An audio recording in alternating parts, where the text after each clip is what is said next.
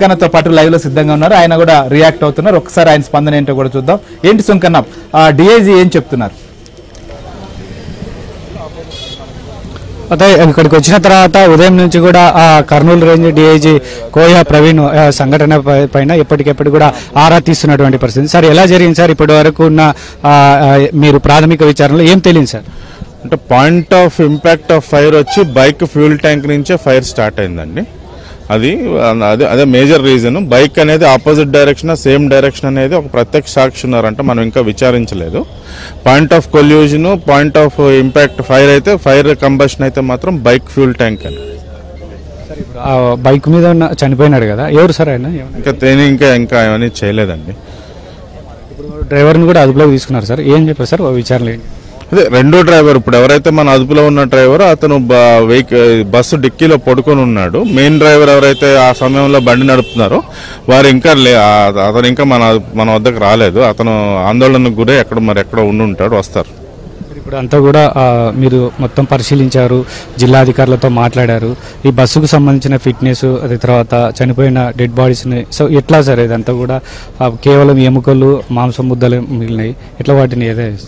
అదేనండి, ఇప్పుడు మనం ఇక్కడే స్పాట్, మా అధికారులకు ఇక్కడే రెవెన్యూ వాళ్ళతో కూడా మాట్లాడి ఇక్కడే స్పాట్ ఇంక్వెస్ట్ చేయమని చెప్పడం జరిగింది.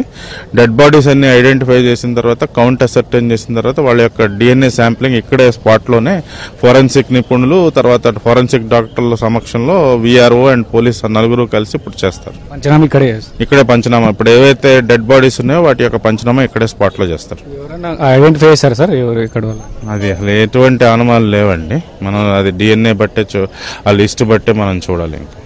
ఇప్పుడు వరకు అయితే ఎంతమంది ఉండొచ్చు? మనకి 11 ఏవైతే డెడ్ బాడీస్ పూర్తిగా కాలిపోయి కనిపిస్తున్నాయి.